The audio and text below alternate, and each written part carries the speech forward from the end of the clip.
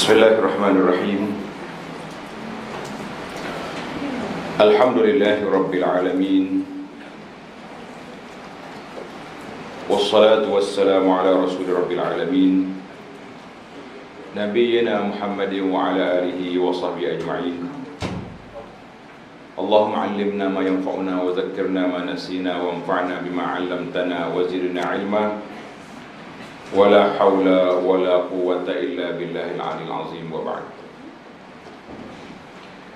Yang dihormati Tuan Haji Arif dan semua para ahli-ahli majlis yayasan dan tenaga pengajarnya, muslimin dan muslimat, para pencinta ilmu sekalian, Assalamualaikum warahmatullahi wabarakatuh. Alhamdulillah, syukur kita kepada Allah Azza wa Jalla, pada pagi ini 14 hari bulan 10 2023 kita berkumpul bagi anak kali yang pertama di Dewan ini. Kali pertama berkumpul di sini, kali pertama datang mungkin 2 bulan ke 3 bulan lepas. Mari melawak, pusing-pusing tengok. Hari ini sudah siap dia punya Dewan pengajian.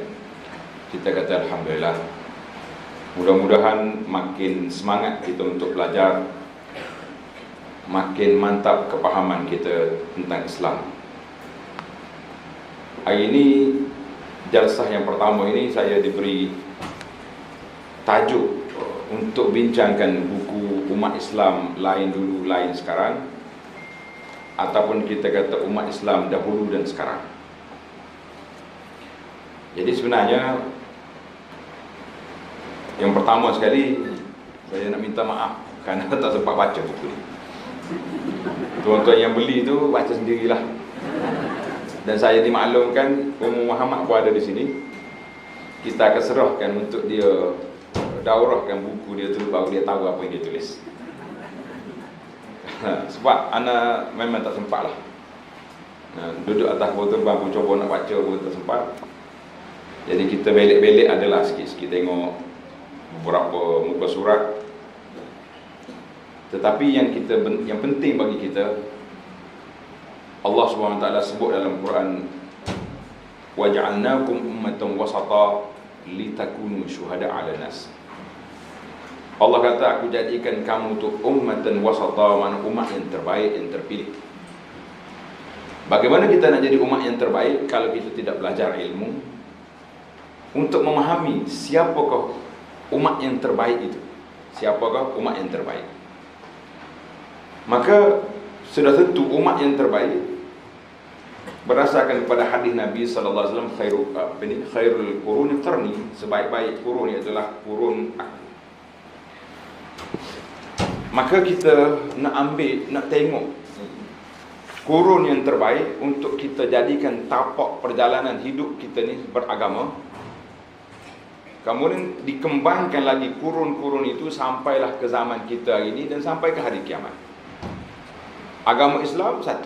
Inna dina indallahi Islam. Agama itu tak berubah. Yang berubahnya orang. Orang ada yang waktu dia berubah dengan sendirinya, dan ada waktu dia sendiri yang mengubah.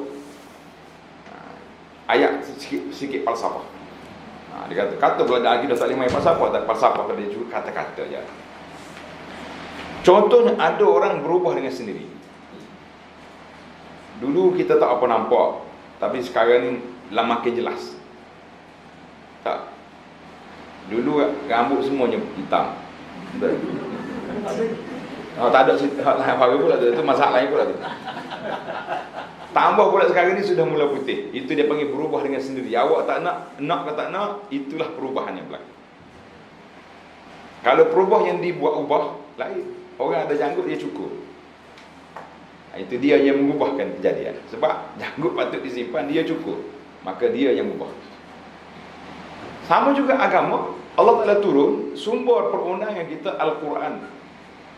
Sumber perundangan kita sunnah Nabi SAW. Itu tidak berubah. Tapi yang mengubah ni siapa? Penafsir kepada Quran itu sendiri. Ada tafsir yang pasti diubah, dan ada tafsir yang mengubah perjalanan tafsir itunya yang disilap. Ya, contohnya kita kata orang zaman Ibnu Katsir, dia tafsir Quran zaman dia. Dia cerita apa yang berlaku pada zaman dia. Kalau kita baca, dia tak ada lah zaman kita. Tapi orang zaman kita ni ustaz tafsir selepas pasca Covid ni, lain pula dia punya bahasa-bahasa.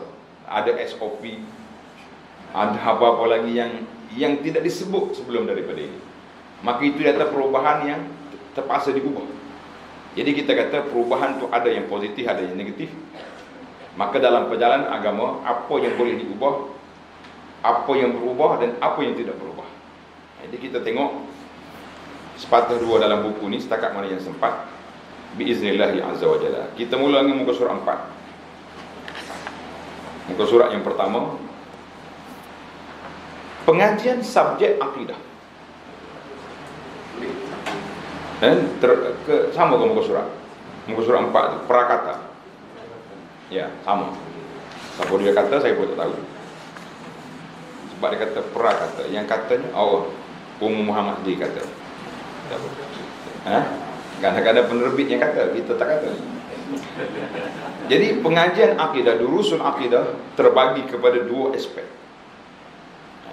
Yang pertama, pengajian akidah Islam yang suci, seperti yang terkandung dalam dua sumber wahyu yang sahih, iaitu Al-Quran dan Sunnah Nabi sallallahu alaihi wasallam, yang ianya terpelihara sampai ke hari kiamat. Orang nak atau tak nak, perkara ini mesti akan ada. Allah Taala akan jaga Quran. Inna nahnu nazzalna dzikra wa inna lahu lahafizun. Allah kata, aku turunkan Quran, aku yang jaga Quran. Jadi kalau ada orang cabar Quran, dia akan tercabar. Banyak kali saya ulang kalimah ini. Siapa yang mencabar Quran, dia tercabar. Maknanya kalau orang putih, orang kafir, orang putih maksudnya orang kafir. Orang putih bukan semuanya kafir. Yang kafir itu, kalau mereka cabar Quran, maksud dia cuba nak attack Quran, nak kaji, nak mencari kelemahan. Apa akan jadi? Dia akan masuk Islam biiznillah azza wa jalla. Kita sudah banyak senarai-senarai. Coba tuan-tuan tengok buku-buku yang ditulis oleh penulis-penulis tentang orang-orang yang bukan Islam masuk Islam. Ada buku ditulis Kaifa Aslamu, bahasa Arab. Bagaimana mereka ni masuk Islam? Menarik. Bila kita kaji tengok, rupanya mereka ni ada yang nak attack Quran, nak attack Islam, tapi dia masuk Islam. Ataupun kalau orang ni tak ada rezeki dia, Allah Ta'ala tutup hati dia, tak terbuka, mungkin dia makin jahat. Dia kata kepada Islam apa yang Islam tak kata. Nah, ini jadi masalah kita ini, fitnah. Orang kata apa yang kita tidak kata, sehingga ada orang tafsir apa yang ada dalam hati kita. Saya tahu ustaz ni, dalam hati dia sekian-sekian. Kita kata macam mana boleh tafsir hati orang? Yang boleh tafsir hati ni dua saja. Yang pertama, Allah SWT yang maha mengetahui adalah apa yang dalam ya wa ya'lamu ma fis sudur. Allah kata, aku tahu apa yang dalam hati. Yang kedua, Tuhan pemilik hati sendiri, dia tahu dia nak apa. Ikhlas, tak ikhlas, bukan dengan tulisan di kotak besar. Nah, kalau kita bagi hadiah orang dengan tulus ikhlas, itu tulisan Tuhan, dia boleh tutup ikhlas. Waktu nak serah tu 4 kali tanya, wartawan apa? Ada live? Ada? Tak ada, lemah sangat. Kalau tahu macam ni, bawa kotak kecil tadi. Lain macam dia punya. Kerana keikhlasan kita yang boleh tahu. Tulis tak tulis, cerita lain. Maka Islam ini akan terpelihara sampai ke hari kiamat. Selagi ada matahari dengan bulan ni bergerak, bertukar, maknanya belum kiamat. Di mana ada pelosok dunia, Nabi kata ma balagal lail wan nahar. Islam ini akan sampai di mana sampainya siang dan malam. Ada manusia di sana, adanya orang yang akan pergi berdakwah. Kita kata alhamdulillah. Jadi akidah yang suci dipertahankan, dipelihara. Itulah yang kita nak belajar, mencari kesucian dari sudut akidah. Kadang-kadang ada orang tanya, saya pening lah ustaz. Kata, apa yang kau pening? Pergi masjid ni ditulis pelajaran akidah. Pergi masjid lain pula pelajaran tauhid.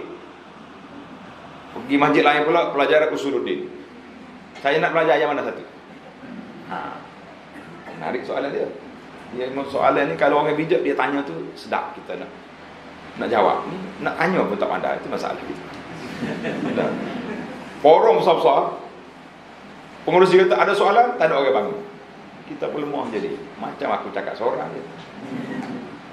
Ataupun kata di ahli fikir, dikata bila kita bercakap, kita ceramah orang tak tanya, menunjukkan dua perkara.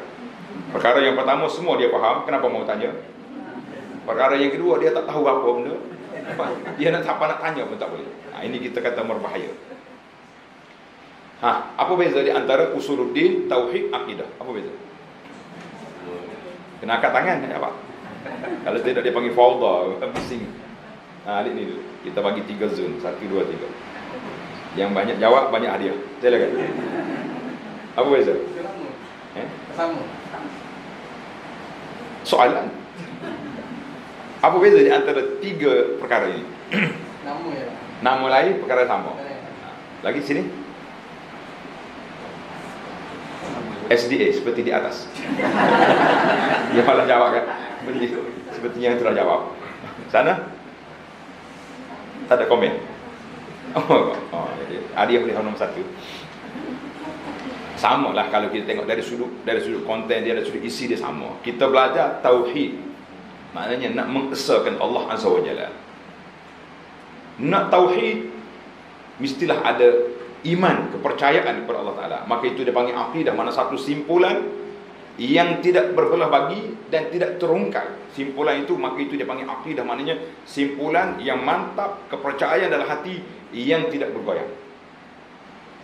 Satu lagi dia panggil usuluddin, mana asas pada agama ini tauhid kepada Allah Azza wa Jalla.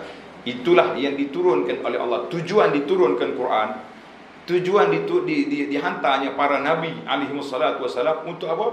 Untuk Allah Ta'ala jawab dalam surah Az-Zariyat ayat 56. Tak ada. Kenapa tanya pula apa ni? Surah Az-Zariyat ayat 56. Wa ma khalaqtul jinna wal insa illa liya'budun. Aku tak jadikan jin dan manusia kecuali supaya mereka mengabdikan diri padaku. Jadi tujuan Allah Ta'ala ciptakan jin manusia untuk apa? Untuk beribadat. Bila kita beribadat, mana kita murnikan kepercayaan kita kepada Allah Azza wa Jalla, itu yang dikatakan iman. Ada kalanya simpulan iman dia tersimpul macam kita nak ikat sikit ya kan, muka guni ke apa kita ikat. Tapi ada kalanya dia tersimpul mati, nak buka tak boleh. Ada kalanya longgar, boleh dibuka, boleh dikemaskan, boleh ditarik. Berlaku tak berlaku macam tu? Berlaku. Ini satu fenomena dalam dunia kehidupan manusia ni. Ada orang yang sekali dengar tauhid pada Allah Ta'ala, iman dia tak goyang. Ada orang dah bertahun-tahun mengaji akidah. Yang isi kandungan buku ni saya dapat faham, mengaji akidah, mengaji tauhid, hafal sifat-sifat Allah Ta'ala, tapi pada masa yang sama percaya lagi kepada dukun-dukun, bomoh-bomoh, pawang-pawang. Berlaku tak berlaku? Kita kata, kenapa boleh berlaku sedemikian? Ya, akidah tak kuat. Sebab apa tidak kuat? Mula jadi dia tidak faham. Khalatu amalan salih wa akhara sayya. Dalam Quran kata dia campur yang baik dengan yang buruk. Campur. Bila campur, jadi dia tak tahu yang mana satu. Contoh iman yang mantap iaitulah Saharatu Fir'aun, ahli sihir Fir'aun. Berapa lama dia mengaji akidah dengan Nabi Musa AS? Dia tengok bukti Nabi Musa tunjuk dia punya tongkat. Nah, kan suka kami dulu campak, Musa dulu. Musa kata campak dulu. Hero, orang kata hero tak gaduh. Bagi orang lain buat dulu. Dia campak semua. Begini bergoyang dia punya tali-tali. Sekali Nabi Musa campak dia punya tongkat, serp, dia makan semua dia punya, dia sedup semua dia punya tali. Ahli sihir tahu. Sihir tak makan sihir. Dia yakin dengan ilmu dia. Musa benar. Rasul min Rabbil Alamin. Terus mereka aman Nabi Rabbi Musa wa Harun. Kami beriman dengan Musa, Tuhan Musa dengan Tuhan Harun. Fir'aun melompat. Mudah beriman sebelum aku bagi keizinan. Sudah. nak jatuh hukuman, nak potong kaki, silang kaki, sebelah tangan. Apa patutnya? Goyanglah dah. Koyaklah puak-puak ahli sihir ni. Jangan nanti dah bos, tunggu dulu. Dah. Sabar. Jangan marah lagi. Dah. Alah. Terus dia faqdima an taqadin. Jatuhlah hukuman apa yang kamu nak jatuh. Kami tak peduli apa yang buat. Kita kata subhanallah. Jadi ada orang yang berapa lama duduk goyang. Duduk dengan Nabi SAW tak masuk iman. Ini dia panggil golongan munafiqin. Duduk dengan kuliah Nabi SAW tapi tidak masuk iman. Cuma kita bagaimana kita nak fikir punca, di manakah punca kerusakan? Dalam bahasa Arab kata ainal khalal, di manakah punca kerusakan? Sebab apa? Kita jadi macam tidak faham. Kita belajar, itu mungkin silap kita, silap silibah kita, silap orang yang menyampaikan. Ngaji tauhid je.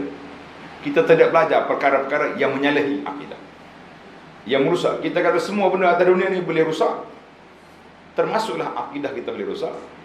Solat boleh batal, apa saja pun perjanjian semua boleh terbatal apabila menyalahi peraturan. Jadi ini yang patut kita belajar.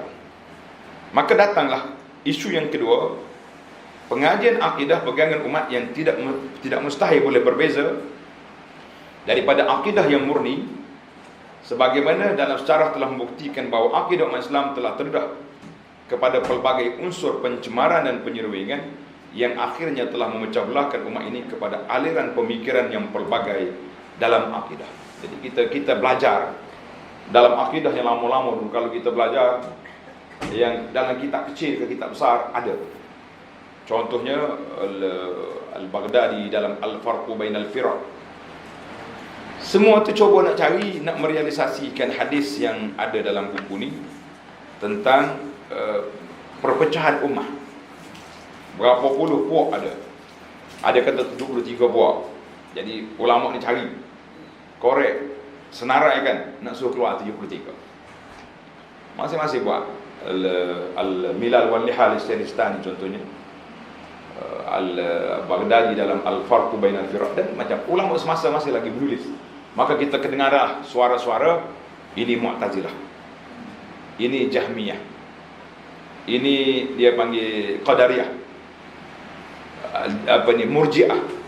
Semua tu dia panggil tokoh-tokoh zaman dulu.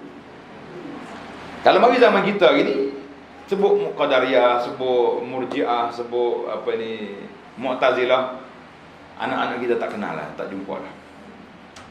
Dia kena cari nama-nama baru, jenama aja baru, benda sama. Maka keluarlah nama-nama liberal, golongan sekular, golongan apa-apa lagi yang rusak-rusak.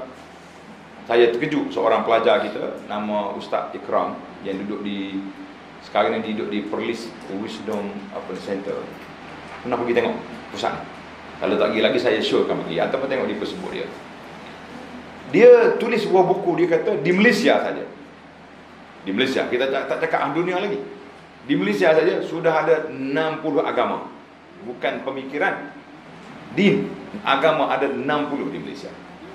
Contoh masuk dalam web dia tu, Wisdom Center tadi, boleh beli buku tu, 60 agama. Kalau nak kaji lah. Kalau tidak nak kaji, tak usah belilah. Baik kita belajar bab rukun iman, mantapkan akidah, itu untuk pengkaji-pengkaji yang nak kaji. Ada manusia ni ada dua, satu yang orang nak mengaji, tak usah mengaji benda tu. Kita mengaji perkara lain yang lebih mustahak untuk akidah kita. Maka kita akan kenal, tetapi yang paling bahaya, dia panggil keracunan yang diresapi masuk ke dalam pahaman umat Islam ni melalui golongan batiniah moden yang kita sebut dengan nama aura-aura sekarang ni, macam-macam benda yang ama ni. Percaya ke tilik tangan, percaya ke tarikh lahir sekian-sekian, percaya berapa? Apa lagi aura ni, meditasi, semua ada, macam-macam ada. Itu semua termasuk dalam perkara-perkara yang mencalarkan akidah umat. Kalau tidak ditangani, tidak diperkenalkan kepada masyarakat bahawa ini juga termasuk dalam resapan baru, dia panggil akidah batiniah, yang berbahaya dalam umat Islam. Itu yang penting bagi kita sekarang. Kita belajar. Saya ni, ini kita wacana ulah buku ini. Dia nak belajar akidah tu, kita cari ustaz-ustaz yang pakar dalam bagi akidah lah. Kalau tidak, kita tak akan jumpa. Nah, tengok ni. Dalam riwayat hadis yang sahih, telah mengkhabarkan akan fenomena perpecahan umat ini kepada banyak golongan, dan mengkhabarkan juga golongan yang selamat. Nabi SAW mengatakan, iaitulah al-jamaah, apa yang disebut dengan nama Ahlus Sunnah wal Jamaah. Kita sebagai umat Islam, tak kira Arab ke, Malaysia ke, orang putih ke, mesti duduk atas As-Sunnah wal Jamaah. Kalau tidak, memang kita akan terkeluar daripada landasan yang ditinggal oleh baginda Nabi sallallahu alaihi wasallam. Jadi kalau kita sebut tentang pemikir Ahlus Sunnah, semua sepakat mengatakan Al-Quran, As-Sunnah, Al-Ijma', Al-Qiyas itu dalam perundangan Islam. Jadi kalau kita lari daripada yang ini, kita akan jadi susah. Sebab tidak ada tapak yang kuat. Mencari akidah yang hak dan berpegang teguh kepadanya adalah fardu ain atas setiap individu muslim, kerana akidah atau iman atau tauhid atau usuluddin tadi merupakan asas kepada tapak perjalanan kita. Kita rukuk Islam yang pertama bermula dengan apa? Syahadah. Apa makna syahadah? Menyaksikan bahawa sesungguhnya aku bersaksi. Maknanya bukan kata-kata gitu dah. Dengan rukun dia, kata dengan lidah, tasdik dengan hati, beramal dengan anggota. Jadi dia ada SOP dia sendiri. Maknanya kita bukan kata kalau kata kita beriman sesat lah. Ada syarat-syarat dia, ada rukun dia. Jadi kita kena sedar bahawa ilmu pelajaran akidah ni ilmu fardu ain. Apa dia maksud ilmu fardu ain? Rasa nak tanya hak belakang pula. Yang belah sebelah belakang tu. Apa dia maksud ilmu fardu ain? Petang-petang kan ibu-ibu pergi ambil anak kat sekolah. Ada kelas apa? Kelas kapal, kelas fardu ain. Jadi adakah ilmu fardu ain ilmu budak-budak? Ilmu apa? Ilmu kan? Tak. Setengah kan jawab itu. Kita tanya di kampung-kampung, "Pakcik, ilmu fardu ain ilmu apa?" Ilmu budak-budak. Kenapa jawab gitu? Dia kata saya petang-petang sibuk nak pergi ambil budak kelas fardu ain. Jadi kalau kita buat di masjid grand program, perdana program kuliah fardu ain, agak-agaknya budak yang penuh. Orang tua tak mari. Sebab dia sudah salah faham. Itu bahaya dia punya kaedah. Maka kita kata ilmu fardu ain, tulis itu. Ilmu fardu ain kena dhabit. Orang bahasa ngaji di pondok dia panggil dhabit. Dhabit itu kena tulis. Setiap orang yang mari bawa buku, dia kena ada pensel. Jangan bawa pen. Kalau salah, kotor habis buku. Kalau pensel boleh tulis. Anda tengok hari ni guru-guru kita kami, syekh-syekh besar, masih lagi menulis dengan pensel. Dia tahu kan, saya pakai pensel. Tak tulis dengan pen. Sebab dia kata kenapa tulis dengan pen? Kata kalau salah saya boleh padam, boleh betul balik. Itu dia punya kaedah. Syekh besar. Kalau kita pergi rumah dia ada yang tempat korek kan? Pensel, kapal pasir ni. Dia nak mulah tu pensel. Tulis. Kata syekh tulis lagu ni. Dia kata hazard. Ini dia kata adab penuntut ilmu. Kita tidak yakin kadang-kadang kita tulis ilmu kita silap, kita boleh betul. Kalau tidak rosak kita punya kitab. Sekarang ni ada liquid paper, zaman tu tak ada liquid. Maka ilmu fardu ain tulis itu, iaitulah ilmu yang wajib atas setiap individu muslim mengetahui, meyakini, mengimani. Baru dia betul. Macam orang mari tanya sekarang, awak beriman kepada Allah? Sudah pasti. Mana bukti ada Allah? Kalau orang tanya spontan, orang non-muslim mari tanya kita, mana bukti ada Allah? Agak-agak boleh jawab tak jawab?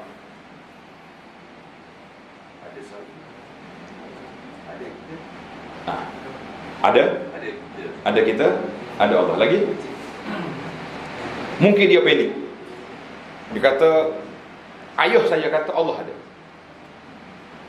Ayah saya kata Allah ada. Sah ke tak sah keimanan dia? Sebab ayah dia kata, dia tak kata. Maknanya keyakinan dia tidak jitu, tidak mantap. Kita sendiri menunjukkan bukti adanya Allah, adanya. Orang baru jawab senang je. Ada air unta, ada unta. Mana boleh tak ada tahi untuk ibu, tak ada. Adanya alam mesti ada pencipta. Itu dia panggil bahasa, dia panggil fitrah. Semula jadi manusia, gitu jadi berdalil. Tapi kalau kita dah belajar, qul huwallahu ahad, Allahus samad, lam yalid wa lam yulad wa lam yakul lahu kufuwan ahad. Simple je akidah kita. Yang kita susah-susah tu pasal apa? Sebab campur dengan benda lain yang menyebabkan bila nak belajar akidah, setengah-setengah ustaz termenung. Saya tak boleh mengajar akidah. Kenapa tak boleh mengajar? Saya belum khatam kitab tu, belum khatam kitab ni, belum khatam mantik, belum khatam. Habis bila orang nak beriman? Sedangkan tapak akidah kita, asal akidah duduk di mana? Duduk dalam Quran. Quran ajar kepada kita qul huwallahu ahad. Berapa ramai orang baru mari tanya Nabi sallallahu alaihi wasallam tentang Islam, Nabi kata ajar rukun iman, Nabi kita ajar solat, itu dia balik. Dia kata aku tak akan tambah lagi apa yang kau ajar ni. Nabi kata aflaha in sadaq. Kalau benar apa yang dia cakap tadi, dia ikut apa aku ajar ni, bahagia dia. Simple. Tak masuk sekolah, tak masuk universiti. Kita ni masuk fakulti Usuluddin lagi. Akhirnya kita tidak faham juga. Siapa dia datang tadi tu? Jumpa bomo. Apa ni? Pengajar Usuluddin. Kenapa datang? Sebab kita tidak ada tapak yang kuat, yang garis pemisah. Sehari dua ni, untuk maklumat kita semua, di antara serangan yang kuat dihala dituju kepada sebahagian pendakwah, iaitulah dikatakan mentakfirkan orang. Ustaz ni akan disekat, akan dihalang sebab mengkafirkan orang. Saya kata ini satu tuduhan yang berat. Tuduhan mengkafir adalah satu tuduhan yang berat. Sebab jelas dalam hadis Nabi sallallahu alaihi wasallam, Nabi mengatakan man kafara musliman. Siapa dia mengkafirkan orang Islam, dia tu kafir. Siapa dia panggil pada orang Islam dia fasik, orang jahat, dia tu jahat. Siapa dia kata qad halakan nas, manusia tu dah binasa, dia yang membinasakan. Umat Muhammad ni masih dalam kebaikan. Cuma tanggungjawab kita untuk menyedarkan masyarakat batasan iman dengan kufur. Itu kerja kita. Kalau kita tak bagi tahu, siapa nak bagi tahu? Bila kita bagi tahu, tersekat banyak ruang. Terhalang banyak perkara. Ini jadi masalah. Terhalang banyak perkara.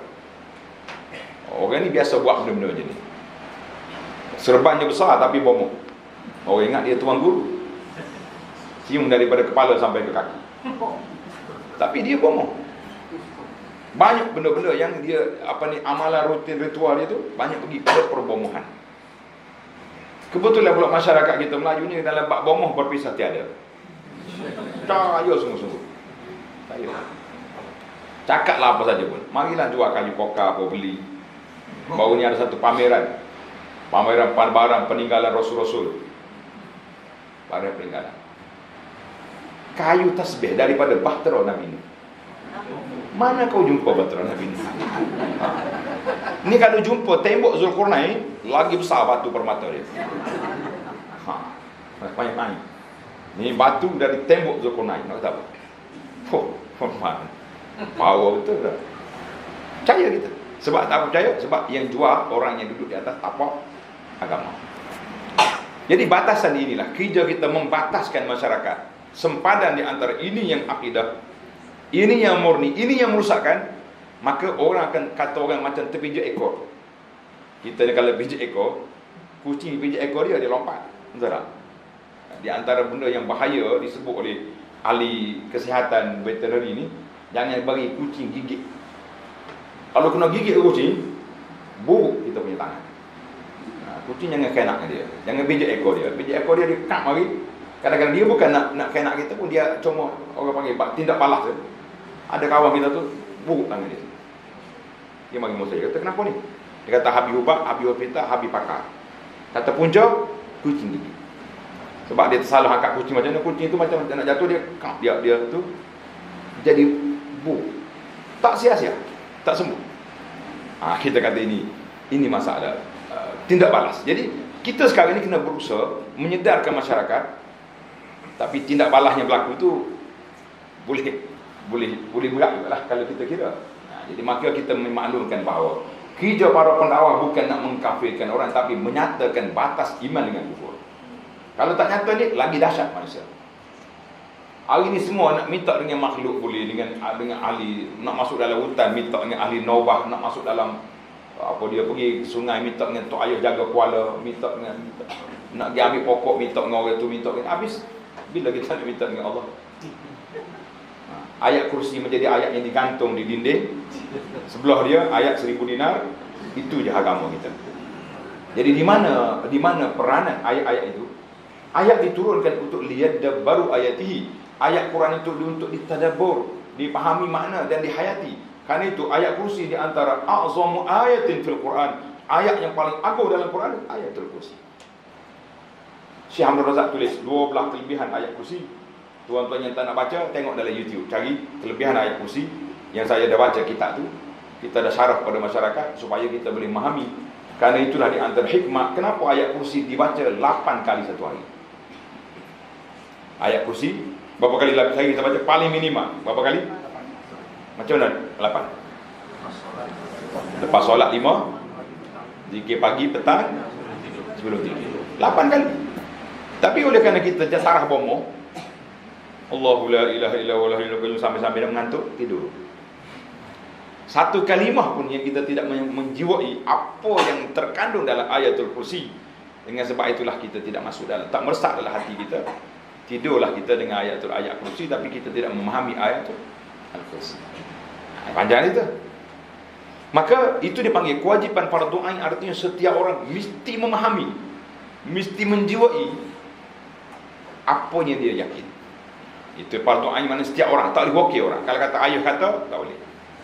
Kita kena kata kita yakin. Baik. Akidah bersifat individu, ini betul. Kan orang buat nyanyi sekarang ni, iman tidak diwarisi. Betul.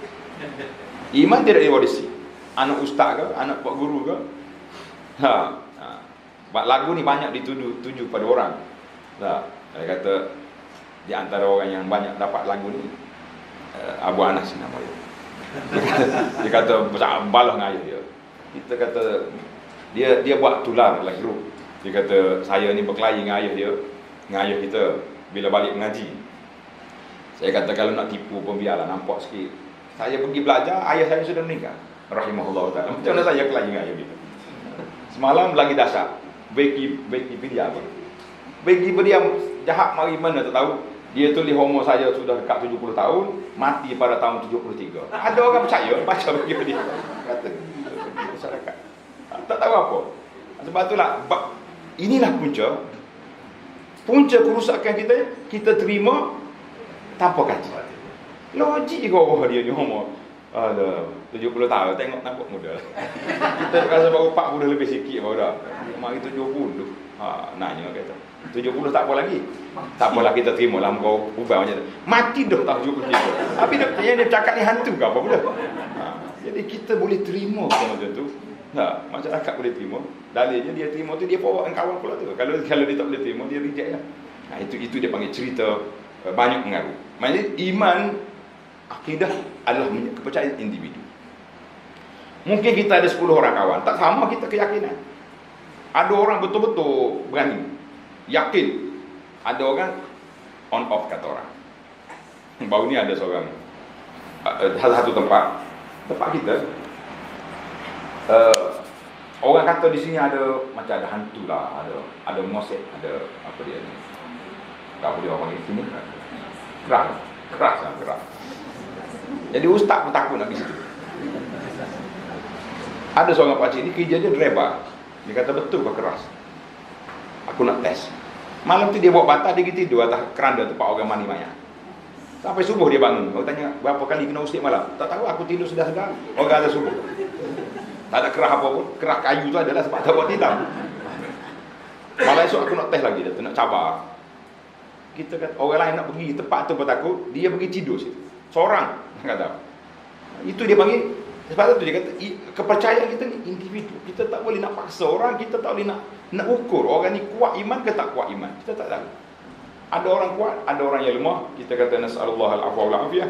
Maka sesiapa ia beradalah hati masing-masing, dan tiada siapa yang boleh menumpang akidah orang lain, walaupun orang yang sangat dikasihi seperti ibu bapa, anak, suami, isteri, tak boleh tumpang. Manakala suami kita baik, kita pun jangan kata tak apa, aku tak banyak zikir pun cik abang kita baik.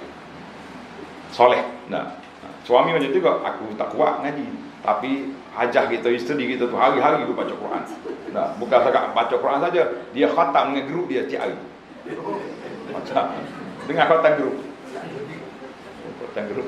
Dia bagi 2-3 muka seorang, dia baca 200 orang kan dalam grup. Dan ni grup WhatsApp ni boleh 1000 orang lebih.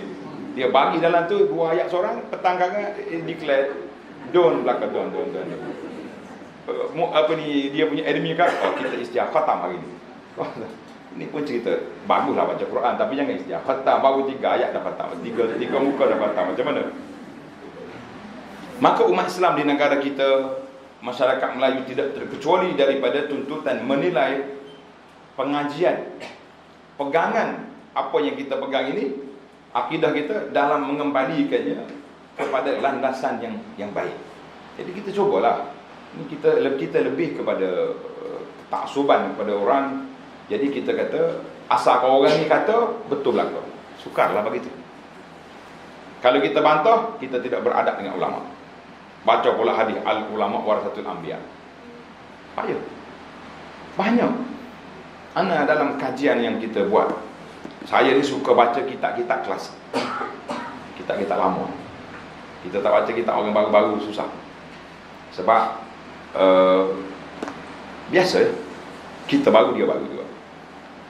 Kita baca kitab lama, kita boleh tengok penulisan tahun 200 yang lampau, zaman penulisan kitab-kitab tuan-tuan guru, tuan-tuan kiai, baba-baba di kawasan Nusantara ni, apakah pemikiran yang masuk dalam tu. Baru kita nampak sejak bila. Lepas ni baca sendiri lah buku dah. Anda rasa anak habis 2-3 muka surat ni dah. Nak ulah tak sempat. Sebab buku boleh baca, tapi cerita ni saya yang boleh cerita, orang lain cerita lain pula versi dia. Sampai mana tadi? Ya. Kita nak tengok, saya ni pengkaji dalam fiqh mazhab Syafi'i. Dalam master saya mengkaji sebuah kitab nama dia Al-Matlabul Ali fi Syarhi Wasit Al-Ghazali. Penulis dia Ibn Rif'ah tahun 710. Maknanya kita terjun dalam jugalah dalam fiqh Syafi'i itu. Ini semua metod ataupun cara yang dibunuh oleh Universiti Madinah. Waktu saya nak kemukakan tesis untuk kajian master, dikata oleh kerana mu di Malaysia mazhab Syafi'i, mu ambil kitab Syafi'i, mu kaji. Kita rasa nak standard sikit lah, kitab-kitab lain nampak antara bangsa sikit, main sama. Dia kata tak, sebab ini yang kamu akan hadapi, yang kamu akan hidup dalam masyarakat ini, kamu kena tahu suasana-suasana. Maka satu kajian yang saya buat kepada Syekh Ibnu Al-Istakhri, nama mati tahun 318, tak silap saya, lama tak sebut. Zaman tu fiqh terbuka.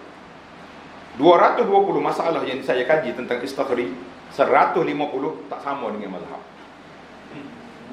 Tapi dia dianggap sebagai ashabul wujud, orang yang punya pandangan yang tersendiri dalam fiqh dan diberi kedudukan. Tidak kata dia kata dipencilkan kerana sebab dia berbeza, tak. Dia berani.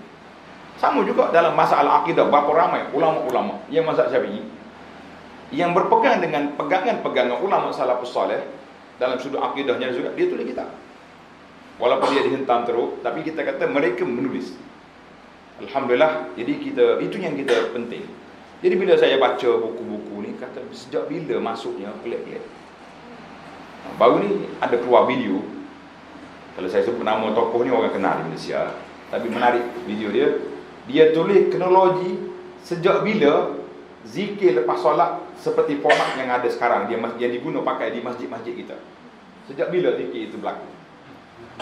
Dia pun sebutlah daripada Syekh Fulan, dia telah ajar kepada anak murid dia di Madinah, di Mekah, orang ni jemaah haji di Ijazah, mereka ni balik, mereka ni yang sambung, rupanya baru lagi. Sebab dalam fiqh mazhab Syafi'i, semua zikir ba'da salah, lepas solat ni maksud seperti yang diajar oleh Nabi sallallahu alaihi wasallam. Carilah Mughni Muhtad dalam kitab-kitab. Yang bila turun kemudian 200 tahun ke bawah ni, ataupun sekitar itu, berlakulah pencampuran. Tok Syekh ni dia pegang tarekat sekian, maka dia ambil elemen tarekat itu dalam zikir-zikir dia, maka dipublishkan kepada masyarakat. Orang ni terima ni, orang ni terima ni. Sampai hari ni memang nak kembalikan zikir kepada fiqh Syafi'i yang telah ada dalam kitab-kitab kita yang muktabar, mungkin agak sukar. Nak kata mustahil itu kuasa Allah. Payah. Kita ajar buat ni, pelajar-pelajar kita hafal molek-molek. Balik kampung, dia baca zikir ni, tak ada 3 hari dia beri amalan. Nak dia nak kekal jadi imam ataupun ubah zikir. Pelajar mari tanya, ustaz, macam mana saya teruskan? Kata jadi imam lah, nanti mu tak ada kerja pun susah. Itu dia panggil punca mari di mana. Dalam fiqh Syafi'i, contohnya Syekh Daud Al-Fatani rahimahullah taala, dalam kitab, dalam bab fiqh, ada yang dia keras, ada yang dia berlembut. Dia keras sangat dalam masalah penjagaan solat jemaah, sangat keras. Dan beberapa soalan yang ditulis dalam beberapa kitab dia, kalau kata sebuah kitab, orang kata, orang provokasi, orang masukkan benda elemen yang tak ada. Tapi setelah dikaji beberapa kitab, menunjukkan bahawa sebahagian daripada amalan masyarakat selepas kematian itu tidak diiktiraf, dianggap sebagai suatu perbuatan yang tidak baik. Bid'atun qabihatun, dicela pada syarak. Dia kata bila berubah? Bila kita cari kita kemudian marilah format senjata Tok Haji dan Tok Lebay, senjata ni, barulah berlaku perubahan. Jadi kalau kita kaji dalam sejarah, kita tak boleh menyalahkan orang. Kerana itulah bila ada orang buat tuduhan macam-macam, orang yang insaf, dia akan kaji. Perkara yang di antara isu panas, kontroversi yang berlaku zaman Covid ni, ana ambil peluang, orang tak pergi ke mana, saya buka soalan 2 hari seminggu. Dia panggil tanya jawab. Orang tanya, kita berjawab. Jawab seorang ya, dalam rumah kita ya. Nak keluar tak boleh, Covid kan. Orang nak pergi live tak boleh tak. Dia tulis kat bawah tu. Dia kata sambil minum teh dah ni, makan sarapan pagi dah ni. Pukul 8.30 dah kita nak jawab soalan. Dia duduk makan sarapan. Tak apalah, dia boleh dengar dah. Kalau tak fokus pun lepas ni boleh ulang. Salah satu daripada isu yang dibangkitkan, orang tanya soalan tentang orang ni musafir. Bila dia musafir, dia tak nak berhenti tengah jalan. Dia jamak takhir. Contohnya kita nak balik rumah, masuk dah waktu zuhur. Tapi dalam wih kata, kita lain sekarang ni ada mazhab wih dengan mazhab men. Yang mana lebih istiqah di Kuala Lumpur? Mana lebih istiqah? Wih. Kadang-kadang dua-dua situ saya. Hari tu nak pergi kuliah subuh, masuk dalam rumah Cina mana tahu. Tukar pula pakai ni. Tapi dia tolong kita banyak. Kita kalau dia Islam, kita kata jazakallah khair. Kalau dia tidak Islam, kita kata hadahullah. Allah Taala beri hidayah kepada dia, sebab dia tolong kita sampai ke tempat kita nak pergi kuliah, nak pergi ceramah. Nah, orang nak pergi lain itu cerita lain. Kita semua nak ambil cerita orang, tak ada cerita lah kita kan. Jadi maka itu dia panggil, bila orang nak balik, dia tahu dah lebih. Dia tahu dia akan sampai pukul 6 petang. Pukul 6 petang maknanya ada masa lagi 1 jam setengah untuk solat Zuhur dan Asar, jamak takhir. Jadi dia pun, kita balik terus lah. Sebab anak-anak bertidur, tak kata hujan pula, suasana nak berhenti, tak apa selesa. Masa masuk tandas tengah hari tadi, seluar pun kena kotor dah, tak yakin. Jadi banyak kena. Kalau berhenti, anak bangun pula, mak dia kena begitu. Jadi dia pun lajak terus balik ke rumah. So, boleh tidak saya jamak di rumah? Saya pun tengok dalam kitab kata, boleh je. Kita jawab pendek lah, boleh ya kata. Oh, tak ada 2 hari, meletup. Syekh besar respon. Siap ambil video saya, ambil telefon tunjuk, ini cakapan ini tidak betul. Sudah kata penat. Oh, pakat serai kita. Anak-anak buat kita berserang juga, sebab yang komen kita tu orang besar yang dipercayai. Saya kata sahabat, kita ada kitab kat depan. Saya tak cakap dengan ikut suka ya. Ada juga yang kita salah, kita tarik balik.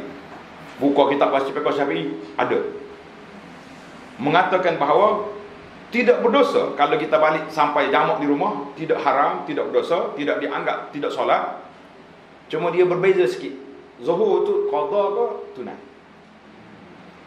Tapi dua-duanya mengatakan bahawa tidak berdosa. Mana tak berdosa boleh.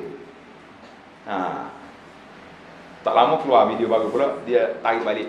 Dia kata, Dr. Abu Anak betul, cuma enggak jelas. Itu je dia punya penjelasan. Kita kata, jadi kita alhamdulillah, Ana suka sangat. Bila kita nak kemuka pada masyarakat, kita suka bawa pandangan-pandangan ulama. Ada kalanya pandangan ini banyak membantu kita dalam menyelesaikan masalah. Lebih-lebih lagi di zaman kita ini, zaman yang langit terbuka. Kerana itu Ana suka rujuk kepada kitab Mestikah Hadis. Tuan-tuan kenal kitab Mestikah Hadis? Tak pernah tengok kan? Siapa dia yang tanda tangan prakata kepada Mestikah Hadis? Siapa? YAB, Perdana Menteri Malaysia.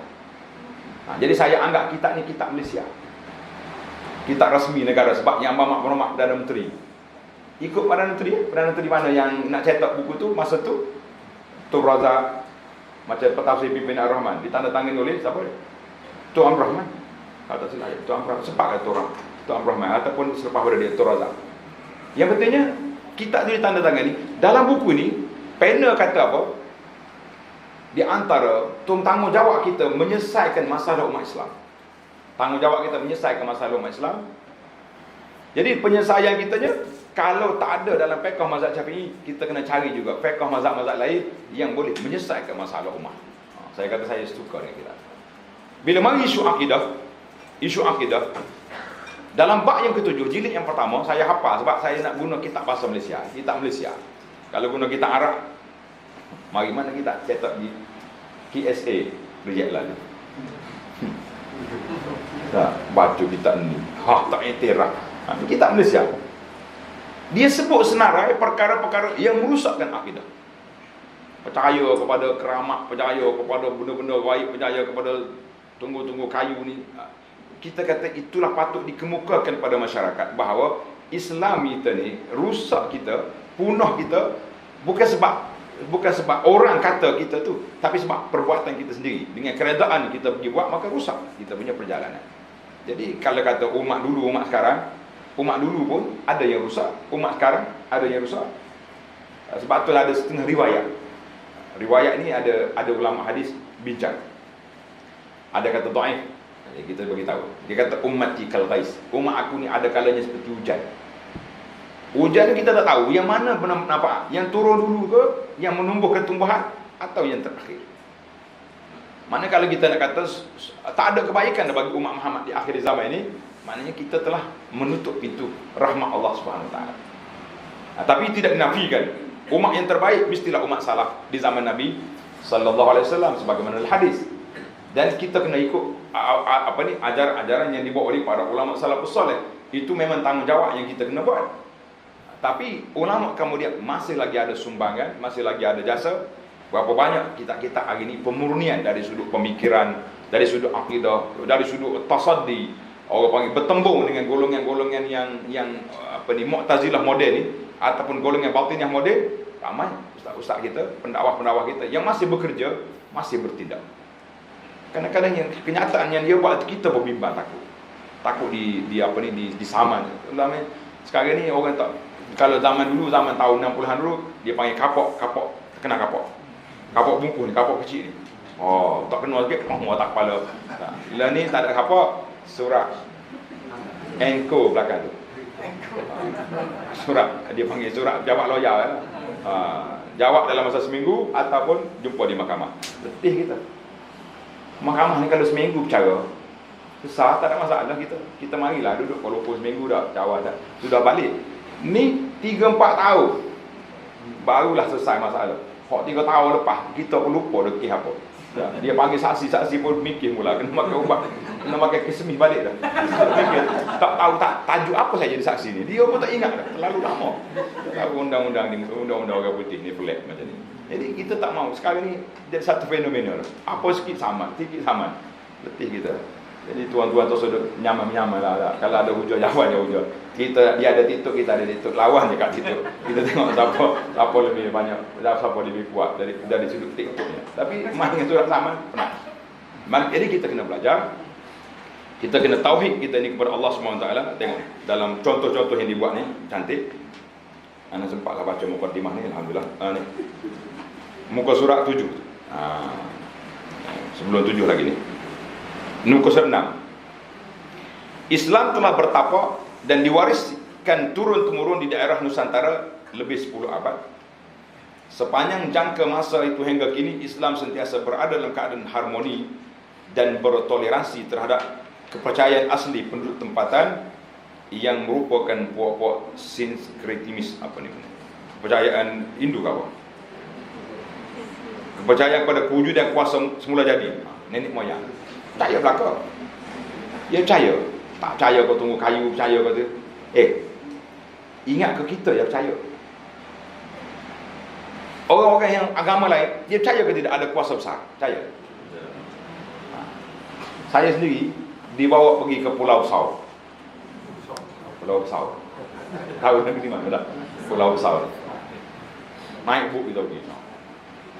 Sampai-sampai tengok ramai orang Hindu. Hindu duduk dekat kubur Sultan apa nama yang Pulau Besau kan. Kita pun tanya dia, "You mari buat apa sini?"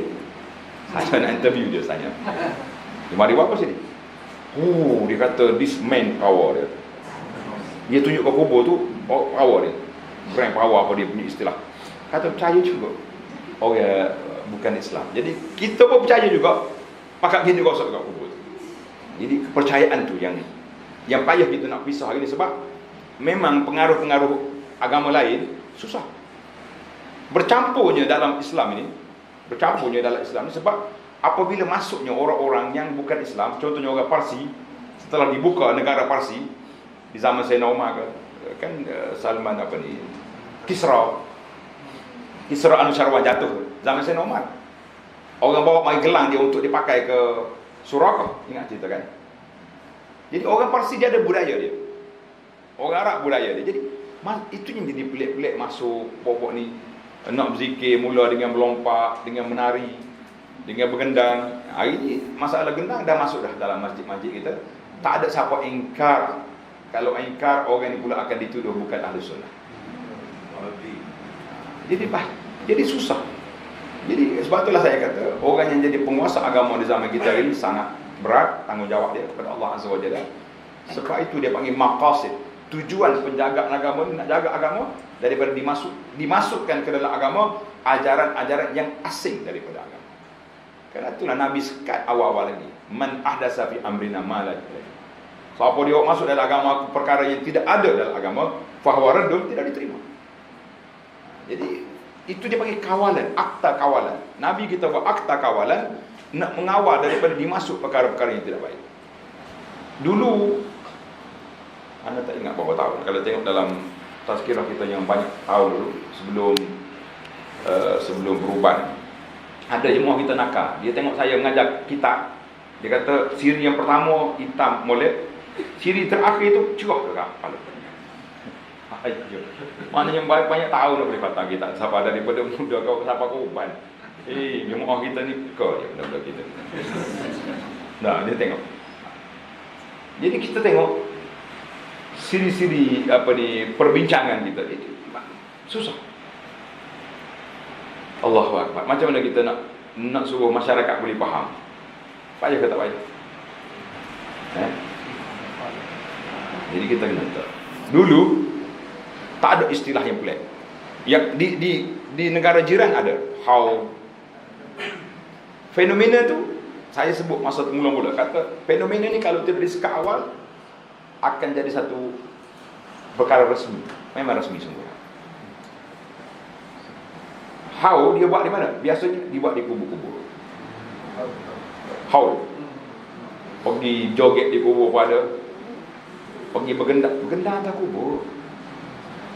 Tok Syekh yang mati tu, zaman dia hidup dulu haram alat muzik. Bagi dia, pandangan dia haram muzik. Kita hari ni tak apa nak haram dah. Sebab semua video-video yang dibuat ni, termasuk video ustaz pun kena bermuzik juga. Kalau ada video saja ada muzik, itu bukan daripada saya. Orang yang letak muzik tu lah dia bertanggungjawab dekat Allah. Saya tidak izinkan. Semua video kita ada muzik, tidak. Kalau ada ikhaq tu dia panggil suara yang gitu, itu tidak dilarang. Kita pun janganlah terlalu rigid sangat dalam dunia ni. Tapi kalau muzik lagu-lagu tu bukan saya punya. Kalau orang masuk dalam video Abu Anas kata bukan saya. Dia orang tu bertanggungjawab. Gimana? Maka peristiwa-peristiwa begini bila kita kena ingat, perkara yang pelik-pelik bila masuk dia tak akan hilang. Dia tak akan hilang. Dia macam api dalam sekam. Senyap ya. Mari angin pula berasak balik. Semua. Kalau kita nak tengok dari sudut fakta sejarah,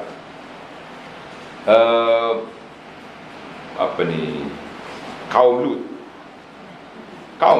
total loss, mati semua. Allah Ta'ala balik bumi, hujan batu, mati semua. Tapi kenapa muncul balik zaman lepas pada itu muncul balik? Sebab itulah syaitan bila dia create satu program, memori itu tak hilang. Syaitan ada chip juga dia. Dia boleh tukar komputer ni rosak, tukar komputer lain. Itulah ibarat kata sekarang. Maknanya kalau dia sudah cipta satu maksiat, dia tidak akan mati kan benda tu. Sebab ada penyambung, ada orang akan sambung. Jadi kita mengatakan itulah para peserta sekalian, kita kena cepat tengok ni. Bertoleransi tadi apa ni? Dengan agama Hindu Buddha berteraskan pemujaan pelbagai dewa yang tiba di Nusantara sebelum Islam. Bahkan negara jiran lah, kita sebut negara lain susah. Sebut negara orang pun tak boleh juga. Mari surat saman ke letih. Umat Islam berapa ratus ribu bilangan umat Islam. Paling besar dalam dunia. Tapi patung-patung jadi lambang resmi. Pejabat agama pun patung juga ada. Kenapa kita tak boleh sekat benda tu? Kenapa kita tak boleh nak sekat? Ini patung-patung ni Nabi larang. Jadi ada. Allahu Akbar. Baru tahun lepas seminar pendakwah Perekat Nusantara. Saya pergi di Pulau Wali, sebut nama nak sebenarnya. Dia orang cakap Pulau Wali ni hati-hati. Hindu berapa puluh peratus di sini, tinggi besar sekali. Kalau nak makan tu tanya betul-betul. Kalau tidak makan katok lah kita. Katok ni sedap tak? Ada seorang pelajar Cina masuk Islam. Masa duduk belajar Madinah tu, kita duduk duduk buat majlis pelajar buat lah, duduk buat foto ayam, tiba-tiba katok lompat mari. Dia berkata, kenapa? Saya sebut nama dia, orang kenal Malaysia, dia pendakwah sekarang. Dia kata, kenapa dia? Sedap ni. Kata mu ni apalah. Dia pun cerita macam mana cara nak kupah. Saya pengalaman cerita lah tuan-tuan. Macam mana budaya campur. Jadi, dia boleh cerita sebab dia pengalaman dia sudah jadi menu dia. Yang jadi masalah, penguasa Islam beratus ribu bilangan orang Islam, kenapa patung-patung itu tidak dihapuskan? Kan main susah patung-patung. Kita ni bila buat tugu-tugu, mula-mula tugu kenangan untuk ambil gambar. Lepas tu tugu jadi acara, bagi letak bunga. Letak ni. Lama-lama kalau dibiarkan satu generasi lagi, apa akan jadi dengan tugu tu agak? Masuk. Jemaah pertikai. Ada satu kubu Madinah. Ini sampai kubu apa tahu ni? Sampai kasar kita cerita. Ada kubu di Madinah tu, kubu Yahudi. Dia panggil kota Ka'b bin Ashraf. Arab Saudi buat pagar sebagai heritage lah, kawasan sejarah. Tidak dibenarkan, runtuh tak benar usir. Jadi kita bawa jemaah. Dia kata, unduh lagu ni jaga sana. Rumah-rumah sahabat Nabi, telaga-telaga ni tutup. Saya kata, bang, nak cakap tengok kiri kanan dulu. Dia kata, kenapa? Mudut sini 3 hari 3 malam, aku bagi makan. Kau tunggu sini, berapa orang mari gosok kubu Yahudi? Mana ada orang mari, dia tak ambil gambar ada. Tapi kalau aku buka telaga yang dikatakan Nabi pergi ke Arab, ini rumah sahabat, apa akan jadi? juru cleaner, tak payah bagi je, pakai tunggu situ ya. Orang datang bagi kai. So, ada benda ditutup dengan sebab orang boleh buat benda-benda khurafat, benda-benda kepercayaan kala-kala. Ada benda tak ada kesan kepada akhlak, kepada akidah. Boleh jadi peninggalan sejarah, kita pun nak tahu juga di mana Yahudi tinggal di Madinah. Sebab Yahudi dominan pada masa kedatangan Nabi di Madinah. Bani Qainuqa, Bani Nazir, Bani Quraizah, semua ada sana. Ini ada buku yang saya terjemahkan. Tuan-tuan kena ambil baca lah buku, insya-Allah. Nama dia Tahzibus Sirah. Dalam cerita ni dia fakta. 10 tahun Nabi di Madinah dia buat apa? Kemudian apa nama anak-anak Nabi, apa nama isteri dia, apa nama kuda dengan nama donkey dia pada nama sini. Siapa dia tahu nama donkey Nabi? Kalau dengar ada orang jangan jawab. Nama dia. Baca buku yang baru tahu. Kalau baca dia tak beli pula dah. Menarik. Baik. Jadi itu dia panggil ada benda-benda tempat-tempat yang berisiko. Jadi pihak pemerintah mesti hapuskan. Jadi dah ada dia orang patung-patung apa sebenarnya itu dia panggil budaya Hindu yang masih kekal di situ, kita kata cukup berbahaya. Lepas saya katalah bila kita buat di sana, Gubernur dia kata kita pilih dia dakwah di pulau ini sebab di sini Hindunya tak silap saya lah kalau tak silap 80%. Muka sama muka Indonesia lah. Naik bagi salam jawab. Bila tanya nama baru tahu. Disebut beberapa nama Hindu. Kita tanya nama apa disebut. Kalau ada sebut nama ni memang bukan Islam. Jadi kita pun kena hati-hati lah. Jadi para jemaah sekalian, mari kita ni sejak tiba Nusantara tadi Pak Khurul, yang tiba Nusantara sebelum Islam, sejak kedatangan Islam, tauhid dan syirik telah saling berkompromi dalam akidah dan amalan masyarakat Nusantara, dan keracunan atau keracuan ini telah diwarisi turun-temurun hingga kini. Kalau tidak dinyatakan, dinyatakan, dia percaya. Ni beberapa contoh kita tengok. Menarik contoh ni. Seorang Muslim dalam masyarakat ini mengerjakan solat 5 waktu sehari semalam dan berpuasa bulan Ramadan kerana Allah. Akan tetapi apabila masuk hutan, dia memohon perlindungan daripada gangguan dan mudarat daripada jin dengan ruh untuk nenek moyang macam-macam. Tabik nenek, nenek tabik mau masuk hutan. Jangan marah, kita mau ambil daun-daun ni. Tabik siapa?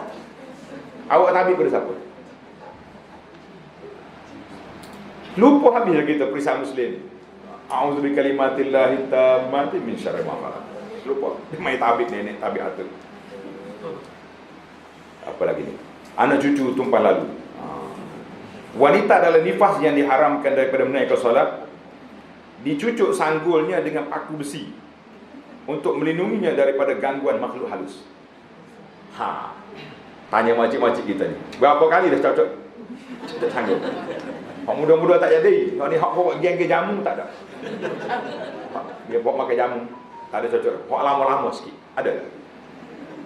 Tak ada muncul. Ada anak cek, ada 2-3 orang tua tanya, ada sungguh benda ni? Dia kata berlaku. Sebab paku itulah yang menyelamatkan dia daripada gangguan jin. Bukan ayat kursi, bukan 3 kul. Ini kurus. Oh, tak percaya. Orang kalau tak percaya dia tak akan buat. Orang gantung azimat, tangkal azimat, dia percaya tak dia benda tu? Kalau tak percaya kenapa buat apa? Membazir. Tak percaya. Sedap. Dia kata, kenapa pakai tali hitam mana? Tak percaya. Tak percaya apa tu? Jangan pula. Jadi itu dia panggil satu benda yang kita buat. Semua benda yang kita buat atas dunia mesti dengan kepercayaan kita. Benda yang kita tak percaya, kita tak akan buat. Tengok, dia percaya. Banyak lagi ni. Enggak apa lagi ni. Paku besi tadi. Ramai yang lain mendapatkan khidmat bomoh dan pawang untuk memperolehi hajat atau perlindungan tertentu. Dengar-dengar kata suami kunci dia punya lock, dia punya handphone. Sebab tak mau isteri baca WhatsApp. Dia cari bomoh dah. Dia kata suami saya ni lain macam.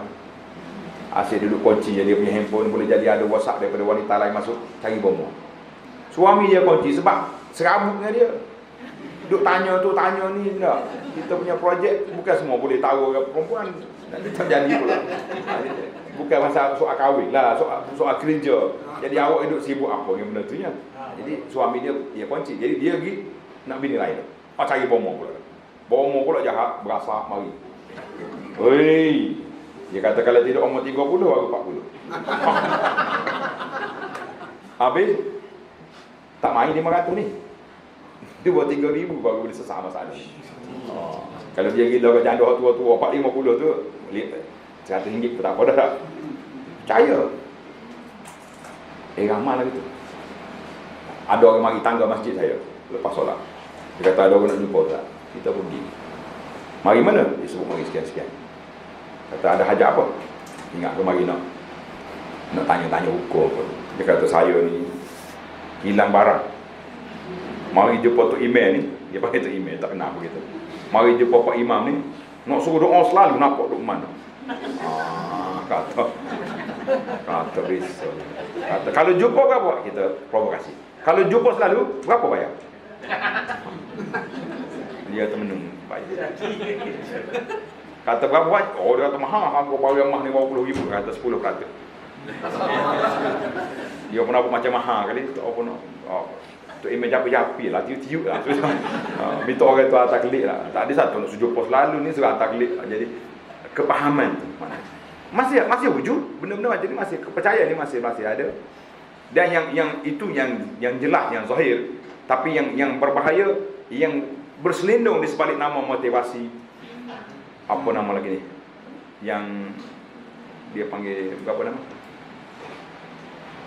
Batiniah baru ni. Ini bahaya juga ni. Dia balik sebalik aura-aura meditasi, meraposi lagi. Yang penting kepercayaan kita. Dia panggil. Ada 2-3 orang ustaz kita yang nampak berani ke depan membuatkan masalah ini. Kita kata ini kepahaman baru yang cukup berbahaya.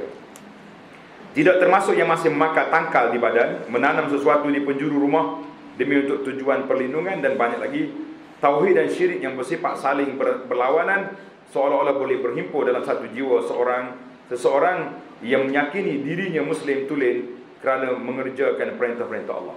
Saya solat. Ada 2 hadis yang Nabi kita larang. Hadis yang pertama, Nabi kata man ata'arrafan. Siapa dia pergi tanya bomo, tanya saja. Nak pergi scan. Tak percaya. Allah Ta'ala tidak terima 40 hari solat. Tergantung solat dia 40 hari. Pergi tanya. Ni ramai masyarakat kita bila kita marah, tanya saja ya. Tak percaya. Kalau tak percaya, mau pergi buat apa? Kalau tak percaya, awak pergi kenapa pergi situ? Dia percayalah pergi tu. Ada setengah orang ni, kalau kita tanya dia, saja nak provokasi. Macam gini dah untuk bomo ni. Rasa dia bisa lagi, power dia. Oh gitu dah. Rupanya, semua kita tahu bomo-bomo tu, siapa dah dia. Last sekali tak jadi juga, baru mai cari. Minta ustaz lah mai ajak pula. Dia punya, kepercayaan ni bukan mudah. Sambil suka pun tanya tu, baik juga tu. Kalau dia percaya, fasaddaqahu bima yaqul, kalau dia percaya dengan apa yang dikata oleh bomo, faqad kafara bima unzila ala Muhammadin. Dia dikufur dengan Quran yang diturunkan kepada Nabi. Sebab dalam Quran tak boleh percaya benda-benda baik kecuali Allah SWT. Maka kita kena ingat, secara perbandingan tauhid yang suci yang diwahyukan ke atas Rasulullah SAW telah berjaya membasmi syirik di tanah Arab sehingga ke akar umbinya. Syirik tidak mungkin berhimpun bersama tauhid dalam pegangan seorang. Ini kita kena jelaslah supaya kita tahu, supaya kita belajar dan kita berhati-hati. Para jemaah sekalian, ini satu kepentingan yang sangat besar, iaitulah kita kembalikan pengajian akidah kita yang murni kepada tauhid, berdasarkan kepada Al-Quran, berdasarkan kepada hadis Nabi sallallahu alaihi wasallam. Kalau setakat orang kata, semua orang kata. Tak ada benda dalam dunia ni yang tak khilaf. Setengah orang tu dia kata khilaf muktabar. Cuba tengok buku kita yang baru keluar tadi. Nama dia Islam adalah cara hidup. Kau tak ada kita. Orang duk dakwa masalah khilaf. Habis dah. Dia kata khilaf je. Bila khilaf tak boleh ingkar. Kita kata khilaf tak boleh ingkar kalau khilaf itu muktabar. Tak bukan ni Islam cara hidup ni. Masa sikit ni mencabar sikit kalau nak beli hotel pun. Tapi kena ada lah. Nah. Dia kata khilaf ni tak ada benda tak khilaf dalam atas dunia ni. Semua khilaf berlaku. Tapi bukan semua khilaf itu diambil kira. Anda jumpa seorang pendakwah ni, dia kata, "Ustaz, kita tak boleh larang." Dia kata dalam kitab orang kata la inkar fi masailil ikhtilaf. Tidak ada ingkar dalam masalah ikhtilaf. Kita kata ikhtilaf mana? Ikhtilaf yang muktabar, berlaku di antara ulama-ulama besar, sahabat berlaku, maka kita tak ingkar. Tapi kalaulah khilaf tu khilaf yang kecil, benda tu zahir, salah orang tu, memang kita kena ingkar. Kalau tak boleh ingkar sekalipun, kita kena nasihat. Oh, di masalah aku tak percaya ke bomo ni. Tak. Sebab perbuatan ini ada khilaf, kata khilaf. Ini tak khilaf ada ke tak ada? Kita berdoa pada Allah Taala direct, minta dengan Allah Taala. Khilaf ke tak khilaf? Tapi pergi berdoa orang minta dengan orang tu hari ni ada khilaf ke tidak? Khilaf.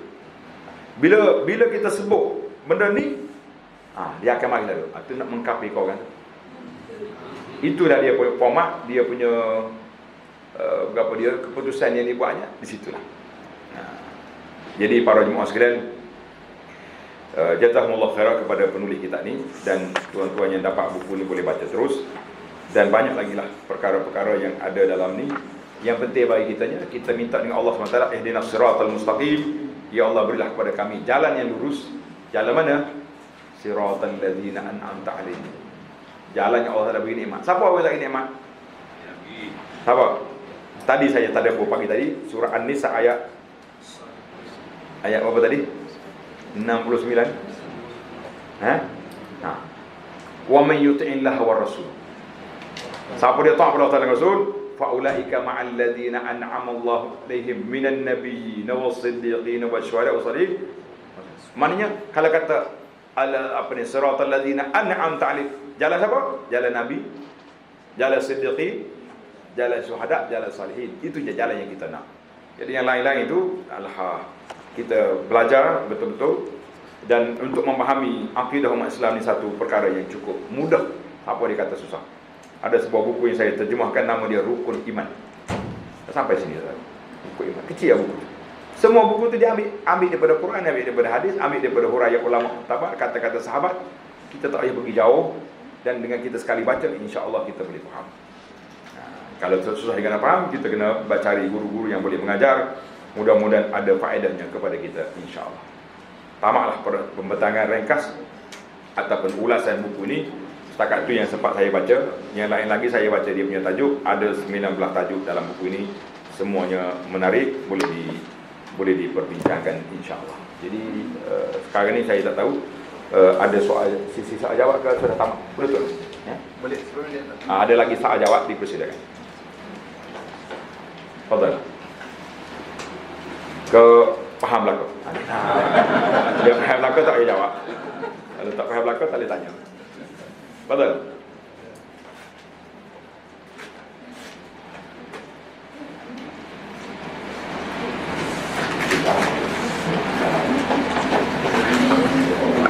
Alhamdulillah faham belaka.